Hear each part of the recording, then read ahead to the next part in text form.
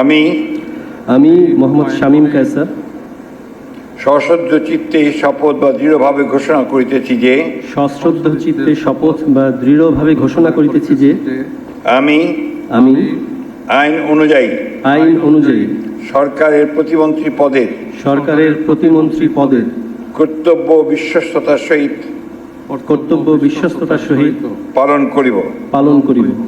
আমি বাংলাদেশের প্রতি অকৃত্রিম বিশ্বাস ও আনুগত্য পোষণ করিব।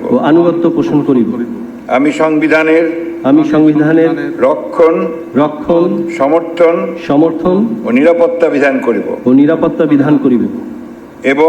এবং আমি ভীতি বা অনুগ্রহ অনুরাগ বা বিরাগের বশবর্তী না হইয়া সকলের প্রতি আইন অনুযায়ী যথাবিহিত আচরণ করিব। এবার মাননীয় প্রতিমন্ত্রীগণকে গোপনতার শপথ পাঠ পরিচালনা করার জন্য মহামান্য রাষ্ট্রপতিকে বিনীত অনুরোধ জানাচ্ছি। আমি মোহাম্মদ শামীম কায়সার সশ্রদ্ধ চিত্তে শপথ বা দৃঢ়ভাবে ঘোষণা করিতেছি যে সরকারের প্রতিমন্ত্রী রূপে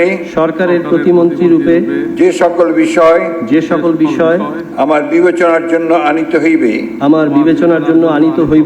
বা যে সকল বিষয় আমি অবগত হইব তাহা প্রতিমন্ত্রী রূপে যথাযথভাবে আমার কর্তব্য পালনের প্রয়োজন ব্যতীত প্রত্যক্ষ বা পরোক্ষভাবে কোনো ব্যক্তিকে জ্ঞাপন করিব না বা কোনো ব্যক্তির নিকট প্রকাশ করিব না।